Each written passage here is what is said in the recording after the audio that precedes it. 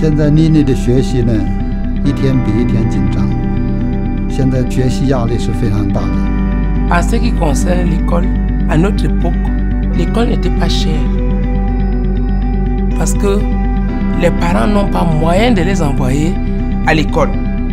Cuando empezamos a hacer la escuela en casa, realmente hemos utilizado un proceso que se llama unschooling, que es el aprendizaje autónomo. Neural es un centro de neurorehabilitación donde acuden personas que han sufrido una patología de origen neurológico y José, Tony y Alba se convierten muchas veces en personas clave en la rehabilitación de estas personas. Hoy es el primer día de tu academia. ¿En serio, mamá? Bueno, ¿por qué me dices eso? D'abord, commencer par défricher les herbes. Quand tu as défriché, tu ramasses l'herbe, tu entasses. ¿Qué vamos a hacer? ¿Tenemos muchas cosas o no? Yo ya quería empezar las elecciones. Tú tienes que saber solucionarte tu problema. Entonces que cada vez que vaya al colegio va a ser una aventura, venga, y no, hay que sobrevivir. Pues mi tutor otra vez. Cuando hablo con él es como si estuviese hablando solo y eso me cabrea. Président, je viens te rencontrer, j'ai des problèmes. Mon petit-fils est dehors, la mis dehors pour la scolarité. Todo el mundo dice, pero ¿por qué habéis sacado a los niños de la escuela?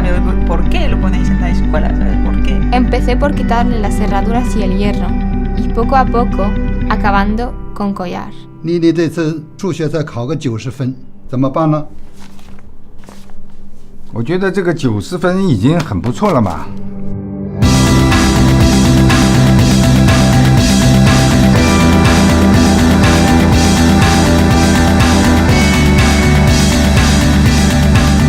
从出生到现在，你有没有最想感谢的一个人呢？ À la maison, je ne peux pas tout apprendre. Yo creo realmente que sabían por qué hacían las cosas. Y sobre todo no para nosotros. Ahora solo queda que nos pongamos las pilas y en el día a día puedan superarse.